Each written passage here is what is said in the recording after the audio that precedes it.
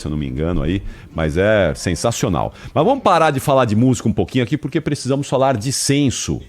Censo que está prestes a ser divulgado, não é? Prestes a ser divulgado. A gente já tem uma parcial, inclusive, do censo, que já está aí, mas vamos ter nos próximos meses os números finais do censo, que é tão importante para a gente poder compreender e entender um pouco da nossa realidade, do nosso momento aqui no país. E para a gente falar sobre o censo, estamos em contato com a Maria Lúcia Vieira, que é diretora adjunta de pesquisas do IBGE. Maria Lúcia, bom dia, seja bem-vinda ao Manhã Bandeirantes. Bom dia, Capriotti, bom dia a todos os ouvintes. Muito obrigado por nos atender. Você está falando com a gente de onde, hein, Maria Lúcia? Eu estou no Rio de Janeiro aqui, trabalho em home office, na minha casa. Boa, aí sim. Réveillon no Rio de Janeiro, espetacular, hein? Aí sim, últimos dias de 2022, vai passar a virada do ano no Rio, muito bom. Bom, Maria Lúcia, antes de a gente falar então um pouquinho de mais Réveillon, que bairro você mora aí no Rio, Maria Lúcia? Eu moro em Botafogo. Botafogo, dá pra ver bem a queima de fogos aí em Botafogo, não é? Dá, 10 minutos caminhando até Copacabana. Isso aí, muito bom. Então vai passar aí vendo a queima de fogos em Copacabana. Mas precisamos falar de censo. E eu preciso que você me conte aí como é que está a situação do censo. Já temos números, não diria extraoficiais, já são números fechados, mas ainda não são aqueles que serão divulgados daqui a alguns meses com a configuração final desse censo, não é, Maria Lúcia? Então, nós divulgamos ontem, né, liberamos uma tabela com os resultados de população prévia para o TCU e no nosso site. Nós estamos com cerca de 85% da população já toda coletada, e durante o mês de janeiro nós vamos aí terminar, fazer uma varredura, uma cobertura nos municípios onde ainda não encerrou, para que a gente possa concluir essa operação censitária e chegar aos números definitivos. Geralmente a gente divulga uma prévia primeiro e depois a gente, no ano seguinte, em março, a gente costuma divulgar os resultados definitivos. Isso já é comum, já é praxe. Exatamente. Bom, ontem, com esses números prévios divulgados, a gente tem uma população em torno de 208 milhões de habitantes, é isso, não é? 207 milhões de habitantes. 207 milhões. Esse número pode subir um pouquinho ainda, Maria Lúcia? Pode subir um pouquinho, porque a gente... Os municípios onde a coleta já estava encerrada, a gente divulgou o dado do município já, né, com a coleta já encerrada. Naqueles domicílios onde a coleta ainda está em andamento, nós usamos um tratamento estatístico, fizemos uma modelagem para poder chegar imputando os domicílios fechados, que a gente não conseguiu encontrar o morador, para que a gente imputou um número médio de moradores de acordo com aquele setor, né, de onde a pessoa mora, então, segundo alguns critérios. Então, à medida que a gente for conseguindo realizar o recenseamento nesses domicílios onde nós não conseguimos encontrar os moradores ainda, pode ser que sim, pode ser que esse número varie um pouco ainda. Tá. Tem muita gente dizendo que não recebeu o recenseador em casa, não recebeu a visita do censo em casa.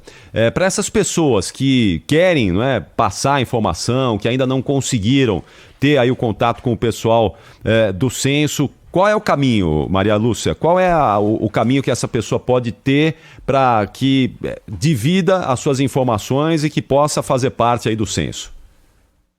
Então, 10% de 207 milhões é gente à beça, né? Pô, e como? Pois é. Então, pela primeira vez, o IBGE lançou um serviço nas operações censitárias, que é um tridígito, né, o chamado Disque Censo, que é o número 137. Durante esse período do mês de dezembro até o final do mês de janeiro, nós vamos estar com esse serviço aberto para que todo mundo que ainda não foi recenseado ou que não sabe se foi recenseado, para que essas pessoas possam telefonar para esse número e fazer um agendamento com o recenseador E então a gente melhorar a cobertura do censo demográfico para que a gente possa atingir assim, o maior número de domicílios possível. Né? Como é que funciona esse 137? Nós temos lá uma central de atendimento. Essa central de atendimento está funcionando todos os dias de 8 às 9h30 da noite, inclusive sábado e domingo. Nós só vamos dar um intervalo agora no dia 31 e dia 1º, né? Durante esses 2 dias não vai funcionar, mas hoje, amanhã e a partir de segunda-feira funciona de 8 até as 9h30 da noite. Então, a pessoa liga para 137, nós vamos perguntar o nome da pessoa, né, o endereço, o e-mail, vamos consultar na nossa base de dados se aquele domicílio foi recenseado já ou não. Se os dados já constarem no nosso banco de dados, a gente informa que já foi recenseado e a gente dá a data. Se não tiver sido recenseado ainda, nós encaminhamos essa demanda com as informações todas do domicílio para a unidade do IBGE local, né? Então, se alguém do Mato Grosso telefonar, a gente encaminha lá para as pessoas responsáveis pelo censo do Mato Grosso. Agora, tem 2 coisas que são desculpa, Capriotti, que são importantes. Claro. Né? Antes de ligar para o 137, é importante que a pessoa pergunte aos outros moradores do domicílio se uma outra pessoa não respondeu, né? Porque às vezes o marido responde e não comenta com a esposa, ou a esposa, ou a dona de casa responde e não comenta com os filhos, e aí as pessoas falam, o censo não passou lá em casa. E em muitos casos passou sim, né? Claro. Apenas um morador não conversou com o outro. Então, para não sobrecarregar, né, nosso atendimento, a gente pede que as pessoas verifiquem se um outro morador já não teria respondido ao censo. E um outro aspecto por enquanto, nós estamos com o serviço disponível em 5 estados completamente, né? Piauí, Alagoas, Sergipe, Rio Grande do Norte e Goiás. Mas nos demais estados, muitos municípios onde a coleta já está perto do fim, o serviço está disponível também. Então, a gente sugere que a pessoa entre no site do IBGE e verifique se o serviço está disponível na cidade que ela mora, tá? O site é censo2022.ibge.gov.br. Muito bem. Lá em casa passou, viu? E a minha esposa, na hora, já comentou comigo. Falou, tocou a campainha, estava lá em casa, ela saiu para atender, aí ela voltou e falou, é o censo. Já respondi. Então tá bom, que bom. E já tem um tempinho, tem uns 2 meses, por aí. Maria Lúcia, é verdade, é fato que nessa edição do censo, os recenseadores estão tendo mais dificuldades em algumas casas, em algumas famílias, uma resistência maior de algumas famílias em passarem as informações, em responder para os recenseadores? Não é nem responder, né? A nossa dificuldade maior é na abordagem, é conseguir chegar ao morador, especialmente nos domicílios de luxo. Nossos recenseadores, às vezes, eles ficam barrados já na portaria pelo porteiro. Então, algumas ações que a gente fez foi de ter reunião com administradoras de condomínio, né, e de mandar ofícios e cartas e memorandos para os condomínios, dando todas as informações sobre o recenseador possível e falando da importância do censo demográfico. Nas comunidades, na área rural, em regiões com menor poder aquisitivo, o acesso é mais fácil, né? Ou a receptividade, impressionantemente, é mais fácil. Aí as dificuldades aí passam a ser outras, né? Que é a questão da violência, a questão de chegar numa fazenda distante, em áreas indígenas, mas a receptividade é mais fácil. Então, nas capitais, né, a gente está com a coleta mais atrasada no estado de São Paulo, aqui na capital do Rio de Janeiro, é justamente nesses bairros onde tem um poder aquisitivo mais elevado. Por que isso, hein? Algo que explique esse fenômeno? Por que as classes mais beneficiadas, ou os mais ricos, por que essa resistência? Há uma explicação para isso, Maria Lúcia? Então, isso não é novidade, tá? Já é assim nas pesquisas por amostra e é assim em todos os países que a gente conversa, dos fóruns que a gente participa, a gente percebe que é assim. Então, existem algumas questões. Primeiro, que geralmente são domicílios com número menor de moradores. Esses moradores, geralmente, estão trabalhando, eles passam mais tempo fora de casa. Então, a gente tem mais dificuldade de encontrá-los num horário dentro de casa. Outra questão é até a própria questão da segurança, né? Esses condomínios, às vezes, costumam ter uma segurança um pouco mais rigorosa de entrada no condomínio e pessoas que têm mais medo de violência, então acabam tendo um pouco mais de resistência para receber uma pessoa estranha para poder responder ao censo. Bom, a gente tem, né, lá o serviço no nosso site também, para poder verificar se a pessoa que está indo, ela é de fato recenseador. Nós temos no crachá do recenseador tem um código de barras que a pessoa pode consultar na hora. A gente orientou que nesses condomínios fosse enviado com antecedência uma correspondência com a foto da pessoa que vai fazer o recenseamento.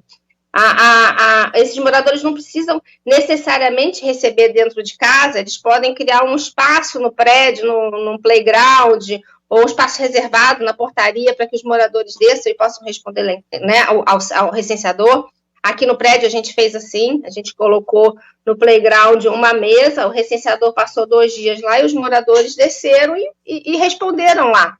Então, são iniciativas que podem ajudar ao recenseador e dar mais segurança para as pessoas. Muito bem. Fazendo uma comparação do último censo, foi 2010 o último censo, Maria Dulce, é isso mesmo? 2010, né? Comparando 2010 com agora, a gente fechou 2010 com 190 ou 192 milhões de habitantes no Brasil, né? Se eu não estou equivocado aqui, não é? 190, não é? Milhões de habitantes, a gente está indo agora para 207, 208 milhões de habitantes talvez aí. Quais são os outros pontos que chamam a atenção nesses números prévios que você já tem do censo de agora para o de 2010? Tem algo que, nos números aí, que tem chamado a atenção de vocês?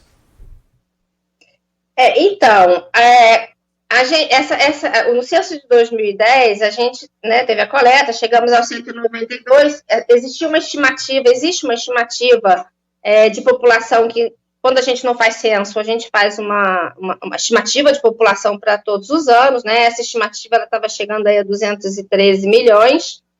Essa estimativa, ela utiliza um método que prevê uma contagem populacional no meio da década, que é um censo rápido, né? Só para contar pessoas que deveria ter ocorrido em 2015 e que não ocorreu.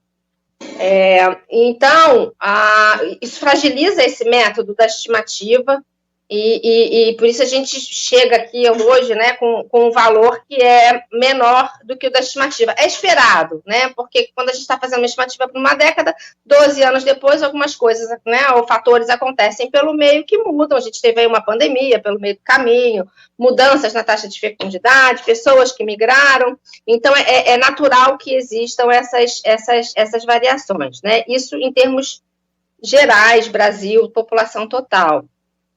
E aí existem as alterações micro, né, nos municípios. Tem aqueles municípios que crescem mais, tem os municípios que não crescem tanto, existe todo um fluxo interno né, dentro do estado, de um município para o outro, ou às vezes até interestadual, que faz com que a população caia ou aumente.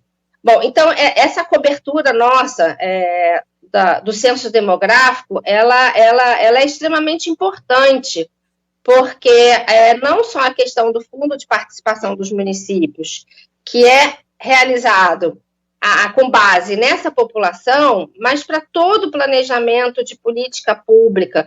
A gente comparou alguns dados de município, de população que a gente tinha, de estimativa, com o que a gente obteve agora no censo e com o número de vacinação, né? Então, teve um caso, eu não recordo agora o nome, mas de um estado, de um município que recebeu o número de vacinas da estimativa, que, sei lá, vamos supor, era 100 mil, a gente chegou agora a uma população recenseada de 80 mil e eles vacinaram 80 mil pessoas, né? Então, ou seja, foram enviadas lá 20 mil vacinas a mais, sem necessidade que poderia ter sido enviado para outro lugar, justamente porque a gente estava aí com uma população defasada, né? Então, não só para essa questão de vacinação, mas escola e várias outras questões que podem ser muito melhor pensadas, com mais eficiência, com mais eficácia, a partir desses resultados do Censo Demográfico 2022. Claro, e por isso é muito importante, fundamental, que as pessoas respondam ao censo e respondam corretamente, porque as autoridades, o poder público usam esses números para cuidar do país, né? A partir desses números que são importantes, fundamentais, o poder público se baseia nisso para poder tomar muitas decisões, várias decisões, muitos investimentos, né? O olhar para o país muito baseado no que o censo indica ali. Se você tem uma população maior hoje vivendo num determinado local, se você percebeu uma migração de uma população de um lugar para o outro, enfim, não é? Isso é muito importante. Por isso é fundamental, se você ainda não recebeu o recenseador aí na sua casa, ligue 137, né? Mas antes, tenha certeza mesmo, converse aí com as pessoas da sua casa para ter certeza de que não passou mesmo. E se não passou, se você não respondeu, eventualmente você mora sozinho, eventualmente a casa passa a maior parte do tempo sozinha, liga lá no 137, faz esse agendamento, que é muito importante e é fundamental. E os números fechados, então, consolidados em março de 2023, é isso, Maria Lúcia? Isso, em março de 2023 a gente divulga o resultado definitivo. É isso. E depois a tendência de que a gente... esse censo atrasou um pouquinho por causa da pandemia também. A pandemia acabou atrapalhando o censo que deveria ter acontecido um pouquinho antes? Então, o censo era para ter sido em 2020, questão da pandemia, 2021, aí teve questões de recurso, e aí a gente fez em 2022. Aí em 2022 teve eleição, Copa, tivemos outras questões que atrapalharam um pouco e que acabou fazendo com que a gente também atrasasse, né? A gente teve uma certa dificuldade na contratação de recenseadores, porque foram 2 concursos que nós fizemos e que foram cancelados, né? Devolução de taxa, então isso acaba afetando um pouco na decisão da pessoa fazer um novo concurso. Então, nós estávamos prevendo contratar 183 mil pessoas, recenseadores, ficamos com em torno de 120 mil, então tivemos aí um time menor de recenseadores para fazer a coleta. Então, se tem menos gente, a gente acaba levando mais tempo para fazer. Eu quero agradecer... Pois não. Lá. Estamos chegando lá, vamos concluir. E vai concluir certamente com o brilhantismo de sempre do IBGE, que sempre faz esse trabalho com excelência. E vai continuar fazendo e vai oferecer aí ao poder público esses números que são sempre muito importantes. Maria Lúcia Vieira, diretora adjunta de pesquisas do IBGE, muito obrigado, viu, Maria Lúcia? Um ótimo 2023, boa virada de ano aí, aproveita bem a virada lá em Copacabana e até a próxima. Eu que agradeço, feliz ano novo para todos. Muito